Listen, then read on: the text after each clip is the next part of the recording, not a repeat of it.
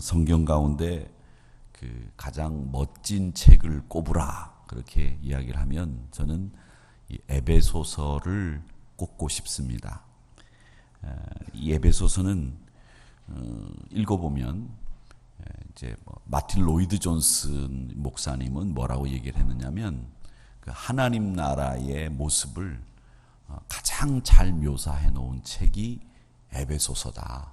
그래서 에베소서를 읽어보면 하나님 나라가 어떻게 운영되는지 그 모습에 대해서 에베소서가 잘 그려놓고 있다. 이렇게 얘기를 하셨는데, 근데 에베소서는 읽어보면 우리 머릿속에 있는 생각을 이 사도 바울이 쓰지 않았습니까? 이 머릿속에 있는 생각을 우리 살고 있는 세상에 잘 빗대서 비유해서 설명해 놓은 책. 그 책이 에베소서다. 저는 그렇게 생각을 합니다. 이 사도 바울이 보통 그 논리적이고 그리고 굉장히 이성적인 사람이에요. 그리스 교육을 받았지 않습니까? 유대 교육을 받지 않았습니까? 그러니까 이 두 가지 교육을 받았기 때문에 이분은 굉장히 논리적이면서도 굉장히 감성적이고 또 유대교적인 사고를 하기 때문에 이 사도 바울의 글들을 읽으면 야, 이런 생각을 하는 분이 또 나올 수 있을까 할 정도로 이 에베소서나 사도 바울의 서신서들을 보면 놀랄 정도입니다. 근데 오늘 15절 말씀에 보면 오직 사랑 안에서 참된 것을 하여 범사에 그에게까지 자랄지라. 그는 머리니 곧 그리스도라. 이 교회를 우리 몸에 비유를 해서 머리가 그리스도, 우리가 각 지체라고 하는 이런 이야기는 사도 바울이니까 할 수 있는 이야기죠. 교회를 우리 몸에다가 빗대서 이야기할 수 있는 분이 그렇게 많지 않았을 겁니다. 근데 15절 말씀을 쉽게 풀면 우리는 사랑으로 진리를 말하고 살아야 한다라고 풀어낼 수 있겠습니다. 이것은 진리를 사랑으로 말하지 않으면 그건 진리 아니라는 거예요. 우리는 보통 진리를 얘기할 때 진리 안에 무슨 감정이 들어가고 진리 안에 무슨 사람의 마음이 들어가겠는가 그렇게 얘기를 하는데, 진리를 이야기하는데 진리는 항상 사랑으로 말해야 그게 진리로 선다는 거예요. 사랑이 없는 진리, 사랑이 없는 의로움 다 소용없다는 것을 이야기하고 있는 겁니다.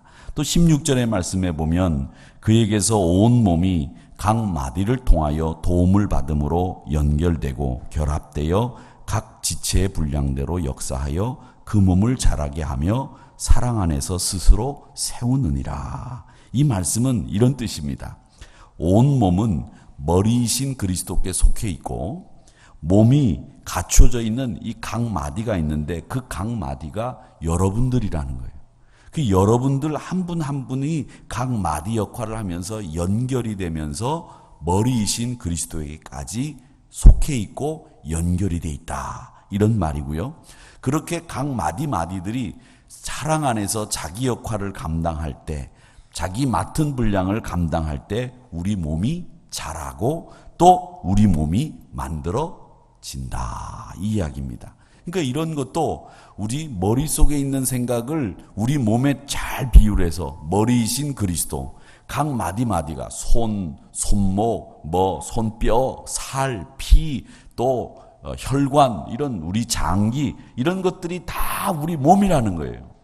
이 몸들이 다 맡은 분량에 따라서 자기 일을 할 때에 우리가 자라고 우리가 만들어져 간다. 이렇게 이야기를 하고 있습니다. 자, 그런데 이런 이야기를 한 이유가 뭘까? 에베소 교회 사정을 좀 여러분들이 아셔야 됩니다. 에베소 교회는 사도 바울이 정말 사랑했던 교회입니다. 고음을 조금만 높여줬으면 좋겠어요. 에베소 교인들은 정말 사랑했어요. 그런데 이 에베소 교인들을 사도 바울이 가만히 보니까 형식적인 신앙인들이 반, 진짜 예수님을 믿는 사람 반, 이렇게 반반으로 딱 나눠져 있는 거예요. 이 형식적인 신앙인들을 어떻게 하면 좋을까? 이렇게 생각을 하다가 사도 바울이 이렇게 이야기합니다. 야, 너희들 옛사람을 벗어버리고 이제는 새 사람이 되어야 되겠다. 고린도 전후서에는 보면 구습을 쫓는 옛사람이라는 표현을 쓰고 있는데, 사도 바울은 이 에베소 교인들을 향해서 부류의 사람들, 새 사람을 입어라 이렇게 이야기를 하는데, 옛사람을 세 부류로 분류를 합니다. 옛사람 한 부류는 어떤 사람이냐 하면, 교회는 오는데 아직도 이방인의 삶을 그대로 살아요. 생각도, 가치관도, 생활 방식도 다 예수 안 믿는 사람하고 똑같이 사는 겁니다. 다른 거 하나, 주일날 예배드리러 교회에 오는 거, 그거 다른 하나, 그것만 있는 사람을 한 부류. 이런 사람을 뭐라고 얘기하느냐 하면, 이방인의 삶을 살면서 마음이 허망한 사람. 또 한 부류의 사람은 교회는 다니는데, 신앙생활을 하는데 하나님과 분리되어 있는 사람, 하나님과 연합하지 못하는 사람.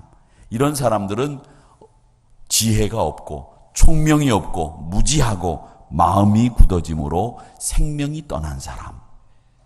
또 한 부류의 사람은 교회 속해 있는데 하나님과 멀어지지는 않았는데, 하나님의 마음속에 결정 지을 때는, 내가 뭘 결정적인 일을 할 때는 하나님이 없는 사람.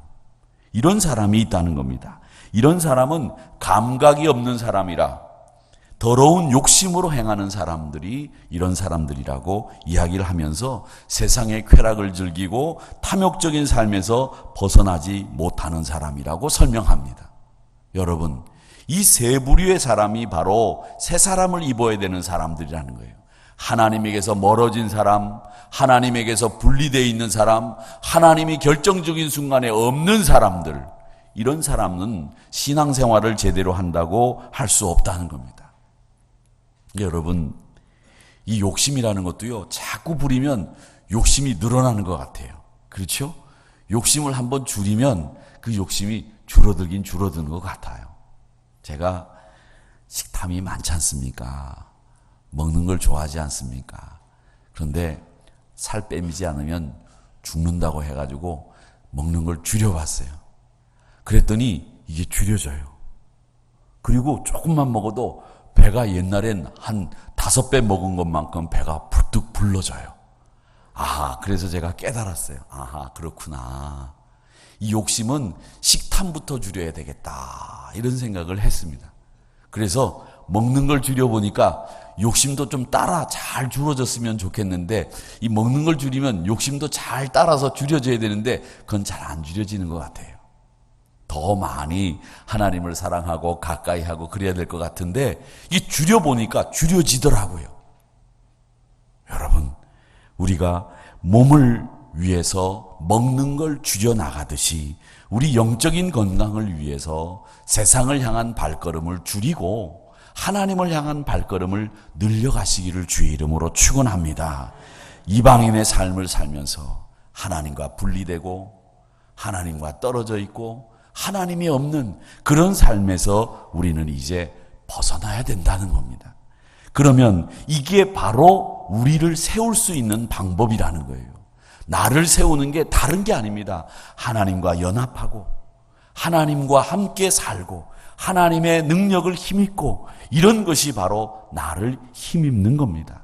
오늘 여러분, 이 나를 세운다라고 할 때 도형을 제가 어제도 보여드렸지만 오늘도 한번 보여드리겠습니다. 나를 세우는 것은 내 안으로 하나님을 받아들이고 주님을 받아들이고 그의 말씀을 받아들이고 하나님의 능력을 힘입는 이런 삶을 살 때에 우리가 세워지는 거예요. 내 의지로 세워지는 게 아니란 말입니다. 우리 그리스도인들은 내 의지로 살려고 하지 마시고 하나님의 능력으로 사는 사람이라는 걸 꼭 잊지 마시기를 바랍니다. 내 능력으로 사는 게 아니에요. 내가 사는 게 아니고 내가 내 안에 있는 예수님이 사셔야 그게 예수 믿는 사람이에요. 그게 잘 안 되잖아요. 그렇기 때문에 우리 믿음의 사람들은 나를 세워나가기 위해서는 하나님의 말씀도 공급받고 그의 사랑도 힘입고 그의 능력도 힘입는 그런 세움받는 여러분들이 되시기를 주님의 이름으로 축원합니다. 또 나를 세우는 사람들은요, 저는 다름을 만들어가는 사람이라고 생각합니다. 다름. 기독교 역사를 이렇게 보면 기독교 역사는요, 다름을 실천하는 역사였어요. 예수님 팔복 한번 보시기 바랍니다. 그 팔복이 좋은 옷 입은 사람이 복이 있나니 많은 사람의 박수를 받을 터이요. 더 많은 사람들이 존경을 받고 복 있는 사람이니 이렇게 말씀하지 않았어요. 예수님은 뭐라고 말씀하셨느냐면 애통하는 자는 복이 있나니 마음이 가난한 자는 복이 있나니. 전혀 우리가 생각한 복하고는 상관없는 얘기를 하세요. 온유한 자는 복이 있나니. 이렇게 말씀하시면서 우리가 생각하는 거하고는 다르게 말씀하셨어요. 오른뺨을 맞거든 너도 주먹으로 상대방의 오른뺨을 쳐라. 이렇게 말씀하지 않았잖아요. 오른뺨을 맞으면 왼뺨도 들려대고, 겉옷을 달라 그러면 속옷도 주고, 겉옷을 달라 그러면 싹 무시하고, 이런 말씀하지 않으셨잖아요. 그런데 우리는 우리에게 필요한 말씀만 싹 적용해서 싹 옷 입고, 필요하지 않은 말씀은 어쩌면 그렇게 잘 구별해가지고 싹싹 버리고 없는 말씀처럼 사는지, 제가 저를 보면서 그런 생각을 참 많이 해요. 내가 필요한 말씀을 성경책에 이렇게 줄치듯이 싹 줄쳐가지고 내가 싹 입고 내가 싹 먹고, 내가 필요 없는 말씀은 별로 내가 지키고 싶지 않은 말씀들은 싹 구별해가지고 버리고 없는 말씀처럼 사는 거, 그게 우리 신앙생활 아니냐. 그렇게 잘 나가던 사도 바울, 자기가 가지고 있는 지식, 자기가 가지고 있는 지위를 어떻게 얘기했느냐면 분토처럼 여겼다. 오늘 아침부터 분토라고 하는 말을 여러분 모르신다고 제가 험한 말을 해야 될 필요는 없다고 생각하는데, 분토가 뭡니까? 배설물이에요. 사람들이 가장 귀하게 여기는 거 배설물로 여긴다. 사도 바울은 그게 자기를 세우는 것이라고 생각을 한 겁니다. 여러분, 교회 밖에서는 사장님이고 평사원이지만 교회 안에서는 다 형제고 다 자매여야 돼요. 세상의 가치는 그게 왜 필요 없는 거냐면, 세상의 가치는요, 사람들이 다 모두 죽는 것을 전제로 만들어진 가치예요. 그런데 우리 믿음의 가치는 우리가 다 산다고 하는 것을 전제로 만들어진 가치이기 때문에 우리 가치가 복 있는 거고 정말 소중한 거예요. 부활합니다. 여러분에게는 생명이 있습니다. 이걸 전제로 만들어진 가치가 기독교 가치예요. 우리의 믿음이에요. 근데 세상의 가치는 뭐냐? 다 죽는다는 거예요. 그걸 전제로 만들어졌기 때문에 죽기 전에 행세해야 되니까 계급이 생긴 거고, 죽기 전에 내가 너한테 위세 부려야 되니까 세도가가 생겨서 갑이 생기고 을이 생긴 거예요. 죽는 걸 전제로 만들어진 가치들이란 말이죠. 근데 우리 기독교인은 사는 걸 전제로 만들어진 가치란 말이죠. 여러분 기억하세요. 그래서 우리 가치가 복 있는 거예요.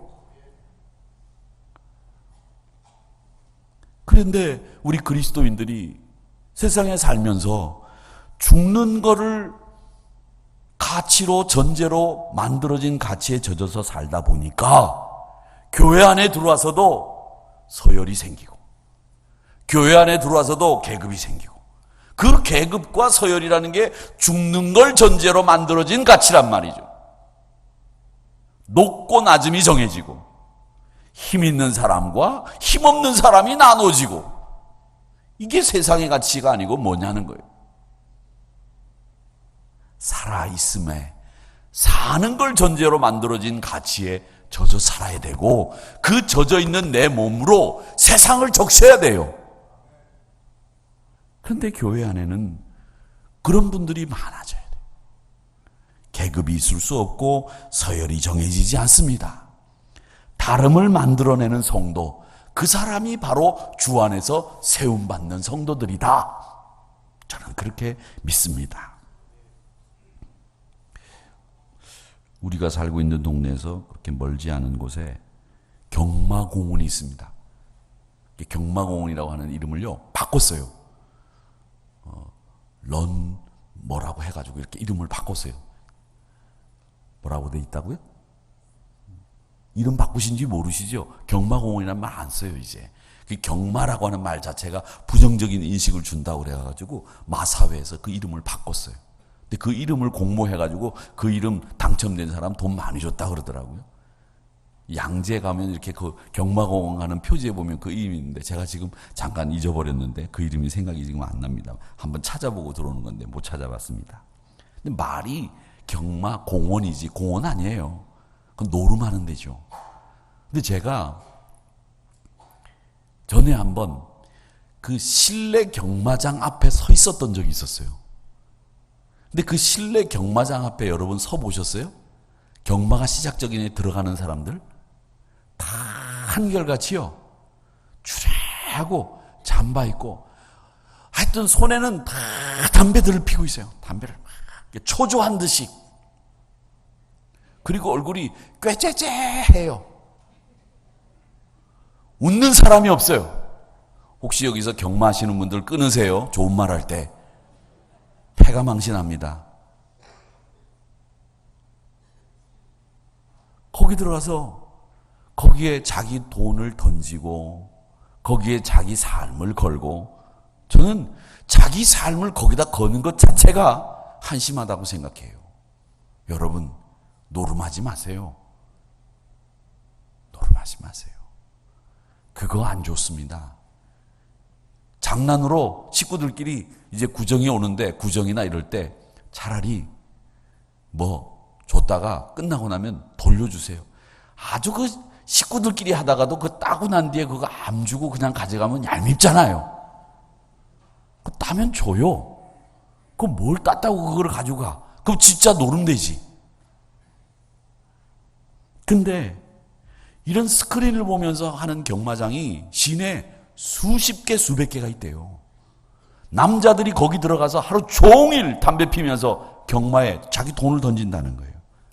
그 사람들이 얼굴이 진짜 별로예요. 머리도 덥수룩 하고 그 얼굴에 긴장감이나 팽팽한 이 날선 이렇게 탁 누르면 튕기는 이런 맛이 없단 말이죠. 근데 여러분들은 벌써 딱 누르면 탁 튕기게 반응하게 그렇게 생겨서 영적으로도 예민하고 그런 것들이 있어야지요. 사람이 말이지. 특히 남자는 눈빛이 바닥바닥 살아있어야지요. 안 그렇습니까? 장로님들 눈빛이 바닥바닥 살아있잖아요. 남자는 우리 장인어른이 그랬어요. 끝에서 멋이 난대요. 끝에서. 머리끝, 발끝, 손끝 이런 끝에서 멋이 나온대요. 이게 다 끝이 살아있어야 돼. 흐리멍텅 해가지고 걷는 것도 팔자로 그냥 대충 걷고 말이지. 눈은 초점이 없고 그런 사람들이에요. 근데 여러분 예수 믿는 분들은 그 모습이 달라요. 밝고 웃는 얼굴이고 항상 긍정적이고 한 해를 시작하면서 이런 계획 저런 계획도 세우고 어쨌든 작심삼일이 되더라도 예수 안에서 내가 새롭게 되려고 애쓰고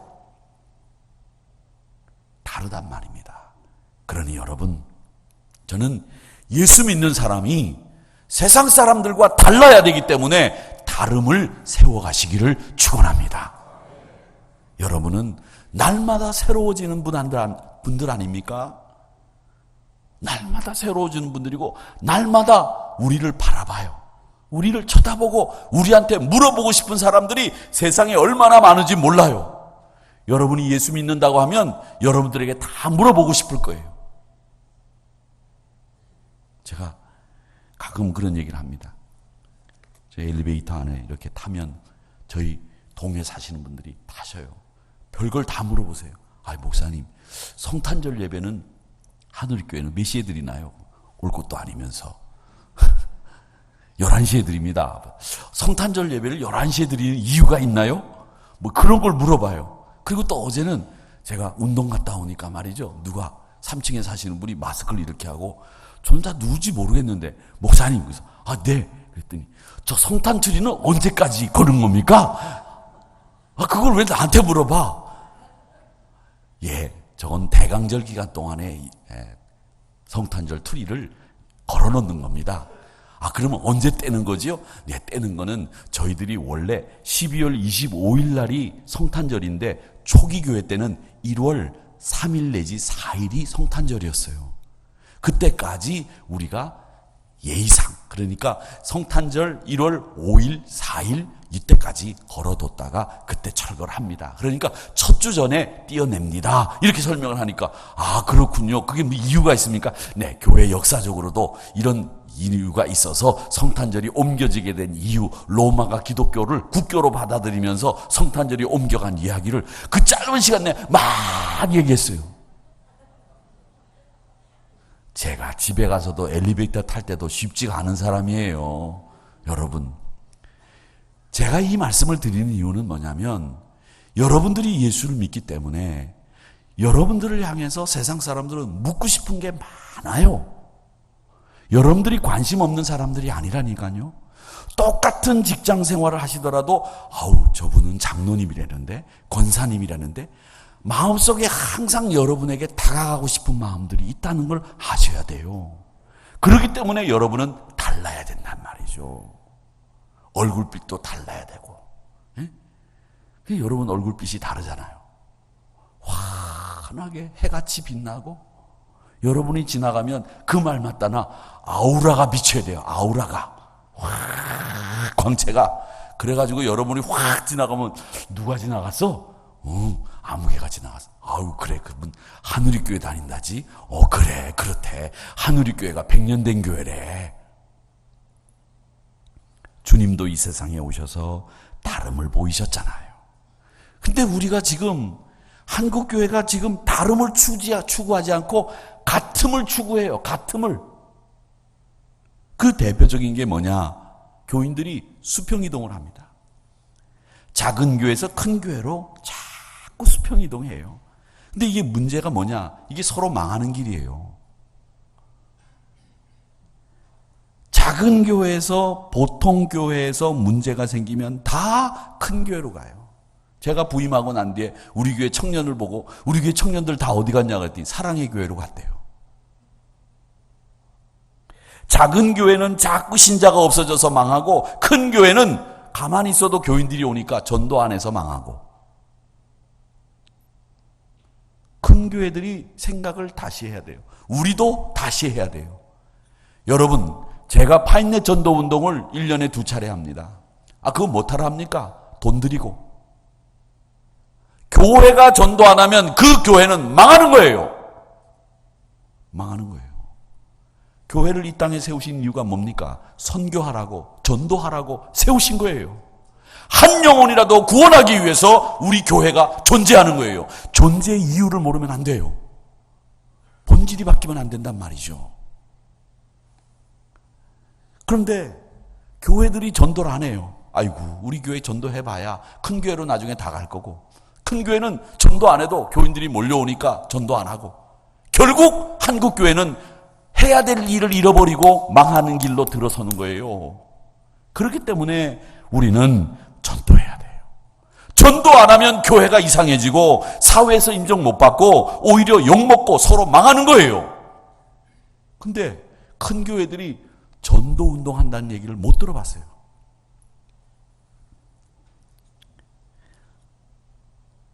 성장하는 교회들 왜 미래가 없다고 얘기하느냐? 수평이동이 성장인 줄 알고 좋아했는데 그게 결국 한국교회 전체를 갉아먹는 거예요. 교인들을 버릇없게 만든 거죠. 이 교회에서 내가 권사가 안 돼? 내 다른 교회 가서 권사 됐다. 이런 생각이 바른 생각이냐는 거죠. 아니라는 거예요. 우리 하누리교회가 2018년도에 파인넷 교구를 만들었습니다. 이 파인넷 교구는 우리 하누리교회에서 가장 활발하게 움직여야 되는, 하누리교회를 세우는 교구가 되어야 됩니다. 파인넷 교구가 내일 주간이 돼서 예배를 드립니다. 두고 보겠습니다. 얼만큼 세울 수 있는 역량을 가지고 있는지. 한국교회의 병폐사슬을 끌어내는 하누리교회가 되어야 되고, 파인넷 교구가 전도하는 데 앞장서야 돼요. 파인넷 교구원들은 1년에 100명씩 전도해야 될 줄로 믿습니다. 교구장님이 지금 제일 크게 소리 내신 거예요. 교구장 장로님. 저런 팩이라도 있어야지. 100명, 99명밖에 전도를 못한다고 할지라도 바닥바닥 눈빛이 살아있잖아요. 우리 하늘의교회가. 그러다 보니까 전도에 집중하지 못하니까 건강해지지 않는 거예요. 교회가 전도에 집중하고 선교에 집중할 때 건강해지는 거예요. 제가 목회를 하면서 경험한 것 중에 하나가 뭐냐면, 교회 예산이 준다, 교회 예산이 좀 힘들다 그러면 먼저 뭐부터 없애느냐? 선교비부터 줄여요. 근데 선교비를 줄이잖아요. 그러면 그 선교비를 줄이면 선교비 줄인 만큼만 들어와요. 신기하고 놀랍더라고요. 선교비를 늘리죠. 선교비를 늘리면 선교비가 늘려져서 교회 예산이 쪼들리고 힘들어질 것 같은데 선교비 늘리면 늘린 만큼 들어와요. 저는 그게 하나님의 역사라고 생각합니다. 사람의 생각이 아니에요. 그러니까 우리가 절대 줄이지 말아야 될 게 뭐냐? 선교비예요. 선교비는 자꾸 늘리면 자꾸 늘어납니다. 왜? 하나님이 교회를 이 땅에 세우신 이유가 전도와 선교이기 때문에 도와주는 일, 힘내라고 우리가 보내주는 그 물질을 통해서 교회들이 세워질 때 하나님이 기뻐하시는 거예요. 그러니까 여러분, 수평이동에 오는 신자 때문에 좋아하는 한국교회 되지 말고, 또 수평이동 때문에 큰 교회 가는 신자들 때문에 속상해하고 의기소침한 교회들 되지 말고 우리 교회들이 전도하는 일에만 신경 써도 된다는 거예요. 미래교회에 관련된 책들을 제가 많이 읽어봤는데 읽어보면 다 비슷한 얘기예요. 근데 본질이 뭐냐? 교회가 해야 될 일만 찾아가면 돼요. 그게 뭐냐? 전도의 선교예요. 우리는 세상을 우리의 다름으로 뒤집어야 되는 사람입니다. 그러니까 우리가 뭘 만드느냐? 다름을 만들어내서 세상을 바꾸는 사람들이라는 거죠. 제가 오늘 이렇게 여러분들에게 말씀드리는 이유는 이게 우리가 잊지 않고 세워야 되는 교회의 본질이기 때문에 그래요. 나의 다름을 통해서 세상을 바꾸고 나를 세워가야 될 줄로 믿습니다. 남자 여자도 다르잖아요. 남자 여자가 성만 다른 게 아닙니다. 여성분들은 생각을 할 때 사물을 깊게 파악해요. 근데 남자분들은요, 대체로 저도 그렇지만 건성으로 듣고 건성으로 파악해요. 그래서 여성분들이 한번 얘기하는 걸 남성분들이 듣고 난 뒤에 그거를 잘 귀담아 듣고 또 다시 되새김질 해야 되는데 그걸 못하니까 남자들은 그걸 건성으로 들어서 잊어버려요. 그 여자분들이 이 얘기를 하면 그걸 다 잊어버리니까 모르는 거예요. 그러니까 왜 관심이 없느냐, 왜 나한테 사랑을 안 주느냐, 막 이런 잔소리를 하는데 그건 사랑이 없는 게 아니라고요. 그러니까 잔소리 좀 그만해요.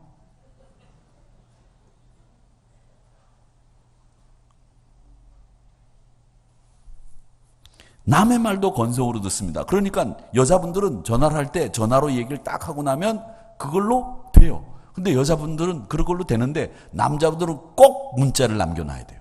왜? 언제인지 몰라. 그래서 다시 문자를 확인해야 되는 거예요. 그러니까 여성분들은 한마디를 갖고 두고두고 얘기하지만 남자분들은 그렇지는 않죠. 그러니까 그 두고두고 한 이야기를 남자분들이 말 잘못한 거 가지고 얘기하기 때문에 남자분들이 여자분들한테 이렇게 잡히는 이유 중에 하나가 바로 그거예요. 말 한마디 잘못한 걸 여자분들이 두고두고 얘기하기 때문에. 그러니까 여자분들이 아주 죄송합니다. 아침부터 여성분들이 속상하셨다면 용서하시든지 마시든지. 달라요. 다 달라요. 우리 교인도 달라요. 그런데 우리 교인이 세상하고 똑같이 가면 결국 교회는 하나님의 뜻을 이루질 못한단 말이죠. 그러니까 우리 신자는 세상과 달라야 됩니다. 그 세상과 달라야 되기 위해서 오늘 말씀해 보니까 뭐라고 말씀하시느냐? 우리에게 자라야 된다고 말씀하시고 있습니다. 자라야 된다. 어디까지? 그리스도에게까지 자라야 된다. 무서운 병이 있는데 그 병이 뭐냐면 프로제리아라고 하는 병입니다. 옛날에 영화 중에 양철북이라고 하는 영화가 있었어요. 그 영화에 나오는 주인공은 소리를 지르면 뭐가 막 깨져요. 근데 그 친구가 자라질 않아요. 그리고 늙기 시작합니다. 조그마한데 자라진 않고 바로 늙어요. 그게 프로제리아라고 하는 병입니다. 우리 한국 사람들보다도 외국인들에게 더 많이 발병한다고 해요. 근데 이 병에 걸리면 조로증이라고도 하는데 자라다가 그만 성장이 멈춰요. 그리고 바로 늙기 시작을 해서 조그마한 아이가 주름이 생기고 흰머리가 나오고 등이 굽기 시작합니다. 그러다가 일찍 죽습니다. 이게 프로제리아라고 하는 조로증이라고 하는 병이에요. 근데 우리 신앙인들이 자라지 않으면 그렇게 늙어버리는 거예요. 자라야 되는데 자라지 않고 자라다가 그만 멈춘 다음에 늙어버려요. 이 신앙 안에서 이렇게 돼버리면 생김새가 노인 행동인데 자라지를 않았으니까 대부분 제대로 살지 못하고 생물학적으로도 그 수명이 길지 못하다고 합니다. 여러분, 자라야 됩니다. 조로증 같은 데 걸려서는 안 돼요. 오늘도 저도 여러분도 다 자라야 돼요. 그 자라게 하기 위해선 뭐라고 말씀하시느냐? 오늘 말씀에 이렇게 이야기합니다. 참된 것을 말하고 구원을 선포해라. 두 가지예요. 구원을 선포하고 참된 것을 말하라. 여러분, 로마 시대 때 초대교회 교인들이 신앙을 지키기 위해서 400년 동안 땅속에 숨어서 신앙을 지켰어요. 우리 신앙 지키는 거 땅속에서라도 지켜내는 거예요. 근데 땅 위에 올라오니까 그 신앙을 지켜내지를 못했어요. 땅속에서 신앙을 지켜내갈 때는 전체 인구의 기독교 인구들이 8%도 안 됐대요. 근데 그 8%도 안 되는 기독교인들이 땅속에 숨어서 신앙을 지켜냈는데 이 콘스탄틴 황제가 기독교를 딱 인정하고 난 뒤부터는 이 교회가 세상 밖으로 나왔어요. 그때부터 교회가 무기력해지기 시작한 거예요. 직제화가 되고 제도화가 되고 형식적이 되고 내용과 알맹이는 다 사라져버리고 긴장도 없어지고 그러다가 나중엔 무슨 일까지 생겼느냐? 성직을 매매해 돈 주고 사고 팔아. 그리고 이제는 조상들의 죄까지 사고 파는 시대가 돼서 면죄부까지 팔았어요. 결국 그런 것이 교회를 병들게 했기 때문에 루터가 1517년에 일어나서 종교개혁을 한 거예요. 오직 은혜로, 오직 믿음으로, 오직 말씀으로. 솔라 그라치아, 솔라 스크립처, 솔라 뭘 안 했죠? 믿음, 솔라 피데스. 세 가지. 이 세 가지로 종교개혁을 한 겁니다. 믿음으로, 은혜로, 말씀으로 교회가 서야 된다. 멈춤은 곧 사망입니다. 사랑하는 우리 성도 여러분, 2018년도 구원을 선포하고 참된 것을 말함으로 그리스도의 머리까지 쫙 자라시는 여러분들이 되시기를 주님의 이름으로 축원합니다. 복음을 전하고 참된 것을 말하는 것이 여러분을 자라게 하는 거예요. 어려운 거 하나도 없어요. 성경 말씀처럼 쉬운 게 없어요. 쉬운 거, 내가 자라기 위해서는 구원을 선포하고 참된 것을 말한다. 우리는 자라지 않으면 죽는다. 죽음을 전제로 한 세상의 가치는 버리고 생명을 전제로 한 믿음의 가치를 지킨다. 이게 나를 세우는 일이다. 이걸 여러분 잊지 마시고 날마다 밥 먹듯이 구원을 선포하고 참된 것을 말하는 저와 여러분이 되시기를 주님의 이름으로 축원합니다. 축원합니다.